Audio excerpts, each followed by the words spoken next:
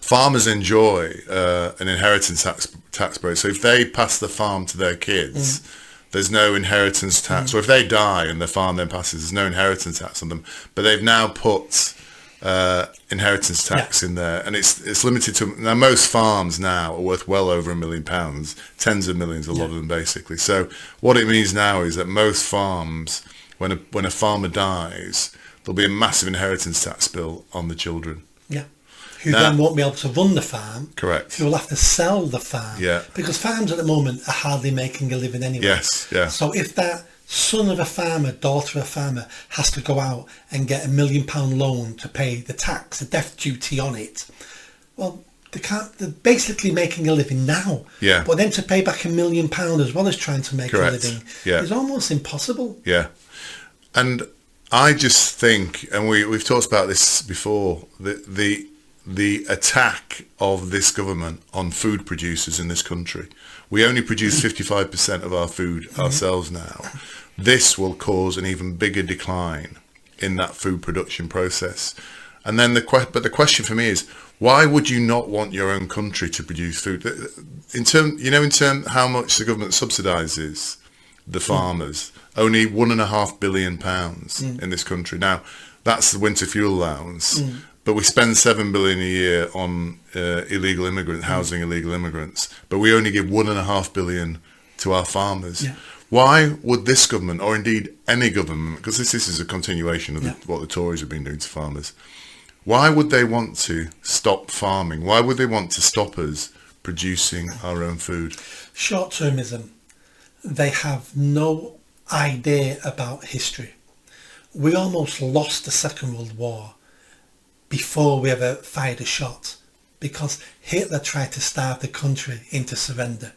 He surrounded it with U-boats. He sunk all the merchant vessels who were trying to deliver food to the UK, because we didn't have enough. We weren't growing enough food then, and that's when we had, victories, growing your own food. So every bit of spare land in the country, people growing tomatoes and not tomatoes, but cabbages, potatoes. He almost starved us to death. And because we've lived in peace since then, politicians are thinking, well, that'll never happen again. War's always coming. War is always coming, and we have no idea when it will happen and who the enemy will be. I think it's going to be China. But these politicians only work in the 4-year, 5-year political cycle. What's good for me in 5 years? Not what is good for the country over the next 50 decades, 5 decades, but what is good now because I want to be elected again. But they should be planning for the future. Yeah, but what is the advantage of sticking it to farmers? They'll get money. It's a simple. You're a cash cow. Yeah. As a socialist, you look rich because you own a £3 million farm, £10 million farm. Yeah. You're like the gentry of the 19th century. Well, no. I spend all day on a tractor studying cow shit. I work from 5:30 in the morning till 5 at night. And they do. Longer than that. Yeah, Longer than that. The profession has got such a high suicide rate. And they're trying to produce food. And it's harder and harder to produce food in this country because of all the legislation Parliament then inflicts upon them. Yeah. And then we say to farmers, well, we're going to start buying our pork from Poland, our lamb from New Zealand, all our vegetables from Spain because it's cheaper.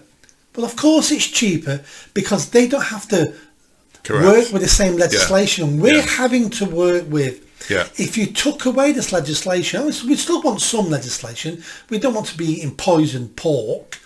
But, remove a lot of the legislation and the bureaucracy, then our farmers would be competitive. And maybe then we don't have to give them the $1.5 billion anyway, because they'll be flourishing businesses. Yeah. Well, an example is pork. And, we have a business in the pork industry. And British pork, the quality of British pork and pigs and how they're raised is head and shoulders above the Europeans. It's because there is an underlying standard that Europeans meet, but then there's a British standard which is even higher, and then an even higher one than that, which is red tractor, called red tractor.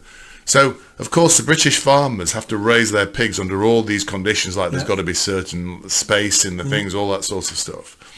And then the Europeans who don't have to do that, are then competing against Yes. the British farmers, and the pork is going to be cheaper, isn't it? Yes. Even sticking it in a lorry and driving it across whatever, it's cheaper than British pork because the quality and the standards of the farmers have to adhere to in the UK is so much higher. It's scandalous. And that's, again, only if we believe that they're doing what they should be doing anyway. Yeah. But I'll tell you now, most of Europe break most rules. Yes. So we think those pork are being raised to that level, which is not as good as ours, but honestly, they're being raised to that level anyway, and just lying. Yeah. Did you enjoy that video? I think you did. Come on now, hit that bell, subscribe, comment. Let's build this channel. I need more followers. I need more subscribers. Be part of the journey. See you soon.